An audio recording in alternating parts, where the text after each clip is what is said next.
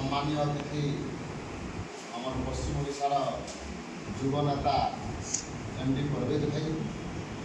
और पश्चिम ओडिशा स्तर में महिला मान जागृत करुवा उपाध्यक्षा रूपांजलि महाविड़ा मैडम और गीत संगीतकार तथा आम अन्यतम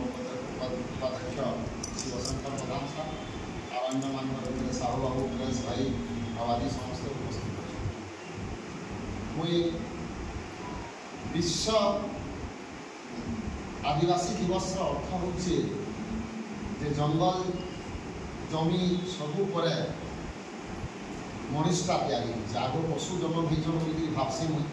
पहला जंगल पानी पवन होते पशु जंतु होपर मनीष तो आदिम काल जो मैंने बास कर आदिवासी कहुए आदिवासी सृष्टि जनता झरना पानी विभिन्न जगह के नदी नाल सब जीवा सेंता आदिवासी समाज को जन मैंने टे चालाक चतुर हेले आर क्या समाज तैयार कले आज जन मैंने जंगल में रही से आदिवासी नाम परिचित थे जंगल के काटिकी तो सहर करा